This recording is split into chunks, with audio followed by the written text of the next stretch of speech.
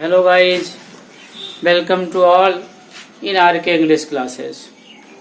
My dear students, today we shall study syntax that is prescribed in class 11th and 12th. My dear students, this question will be asked in class 11th and 12th, and for this 2 marks has been prescribed. In this chapter, my dear student, there is a mistake, a grammatical mistake in every sentences. बच्चों, इस video में आज हम syntax का अध्ययन करेंगे, जिसके अंतर्गत आपके बोर्ड वाले पेपर में, क्लास 12th के बोर्ड वाले पेपर में, ग्रामर वाले सेक्शन में बच्चों there will be 3 sentences which will be totally incorrect. आपके क्लास 12th के बोर्ड वाले पेपर बच्चों 3 वाक्य पूछे जाएंगे। उन 3 में से बच्चों लिख के आएगा करेक्ट एनी 2 सेंटेंसेज। किन्हीं 2 वाक्यों को शुद्ध कीजिए, सही रूप में लिखिए। यदि बच्चों आप उन दोनों वाक्यों को जो गलती उसको पकड़ लेंगे, आपने सही कर दिया, तो बड़ी आसानी से बच्चों आपको 2 मार्क्स मिल जाएंगे। अर्थात बच्चों बड़ा आसान चैप्टर, और यदि हम 100, 150, 200 वाक्यों का अध्ययन कर लें, ध्यान से उसकी कमियों को समझ लें, ग्रामेटिकल मिस्टेक को जान लें, तो हम बड़ी आसानी से बच्चों इसमें 2 नंबर हासिल कर सकते हैं। बच्चों सही से तो इस सिंटैक्स को जानने के लिए जब हमारे पास टेंस का बढ़िया नॉलेज हो, नरेशन का नॉलेज हो, एक्टिव पैसिव का नॉलेज हो, और खासकर बच्चों पार्ट्स ऑफ स्पीच यदि हमें मालूम है, तो हम ज्यादातर कमियों को तुरंत ढूंढ लेंगे। जैसा कि बच्चों यहाँ there are 6 sentences written on the board. इस बोर्ड पर आपको 6 वाक्य दिखाई पड़ रहे होंगे, एंड ऑल आर इनकरेक्ट। और बच्चों सही में देखा जाए तो ये सारा वाक्य ग्रामर के आधार पर गलत है। बहुत बच्चों को लग रहा होगा इसमें तो कोई मिस्टेक ही नहीं है। जैसे कि पहला वाक्य लिखा बच्चों, Delhi is more colder than Mumbai. अगर हिंदी निकालें तो दिल्ली मुंबई से ज्यादा कोल्डर है, अर्थात बच्चों सही दिखाई पड़ रहा है। One should keep his word, सभी को अपना वादा निभाना चाहिए, दूसरा भी सही दिख रहा है। लेकिन बच्चों यदि हम ध्यान से देखेंगे, ग्रामर के आधार पर चलेंगे, तो पहला वाक्य भी गलत है, दूसरा भी गलत है, और यहाँ पर लिखे गए 6 sentence they all are incorrect.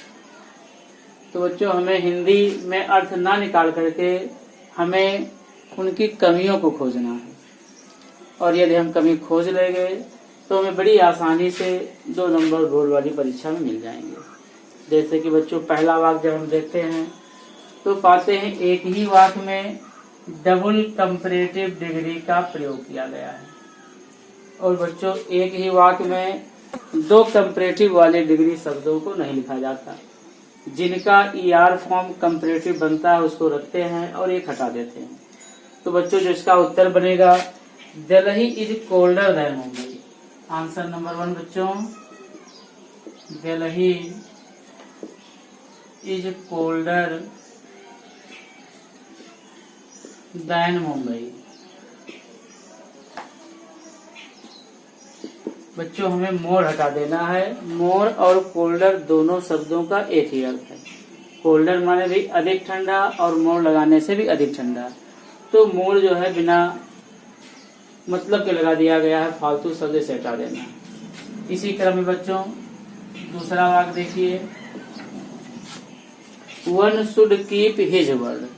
बच्चों जैसा कि हमें पता है जो हमारा सब्जेक्ट होता है उसी के अनुसार हम आगे चल करके उसका पॉजेसिव केस प्रोनाउन का वर्ड लगाते हैं। तो वन का जो पॉजेसिव केस बनता है बच्चों वंस बनता है। तो इसका जो उत्तर बनेगा वन शुड कीप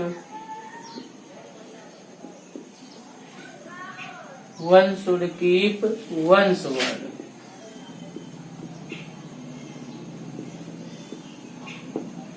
बच्चों अगर यहाँ पर ही होता तब वाक्य आपका सही हो जाता। चूंकि हमारा कर्ता ही ना हो करके वन है, इसलिए हम वन के साथ अपना के लिए वंश लगाएंगे। इसी क्रम में बच्चों हम तीसरा वाक्य देखते हैं।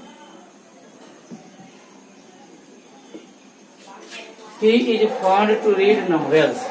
बच्चों फॉन्ड का अपना प्रयोग है कि फॉन्ड क्या लेता है। फॉन्ड हमेशा अपने साथ फॉन्ड के बाद जो भी आएगा प्रीपोजिशन ऑफ लगता है प्लस जिरंड अर्थात इंग फॉर्म लगता है। तो बच्चों इसका जो उत्तर होगा he is fond of reading.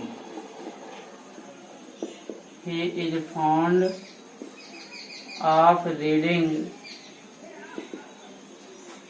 Novels. उसे उपन्यास पढ़ने का शौक है। तो जहां भी बच्चों आप फॉन्ड देखो फॉन्ड ऑफ प्लस इंग फॉर्म लगाओ।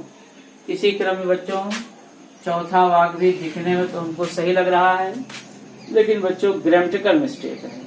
आल्दो के साथ हमेशा हम कनेक्टिंग वर्ड जो होता है वो यट लगाते हैं, बट का प्रयोग नहीं होता है। तो वाक्य बन गया बच्चों आल्दो ही इज पुअर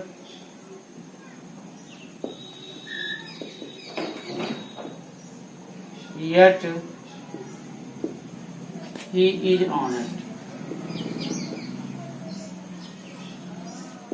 क्या हो गया बच्चों कि आल्दो के साथ इसका जो नियम बना, आल्दो के साथ हम बट का प्रयोग नहीं करते हैं, हमेशा यट का प्रयोग करते हैं। इसके नाते ये वाक्य इनकरेक्ट था। नंबर 5 को समझेंगे बच्चों। His hairs are curly। बच्चों हेयर बहुवचन में नहीं लिखा जाता है और उसके साथ हमेशा सिंगुलर नंबर की सहायक क्रिया का प्रयोग होता है। तो इसका उत्तर हुआ his here is curly. His here is curly.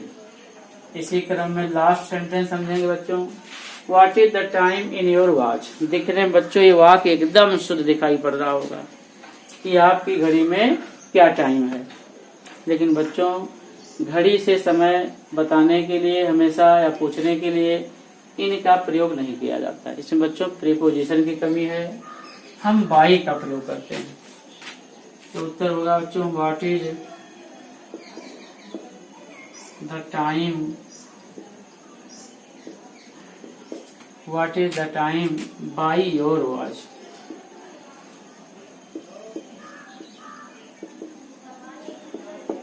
इस प्रकार से बच्चों I hope you will have understood these things very easily. बच्चों आशा है कि आप इन 6 वाक्यों को और इनकी कमियों को भली भांति समझे होंगे। बच्चों ये मेरा जो है सिंटैक्स का फर्स्ट वीडियो है, पार्ट 1 है। अभी इसके बाद बच्चों हम और वीडियो सिंटैक्स के लिए डालेंगे। So please if you like my videos, please like and subscribe RK English classes to get more videos.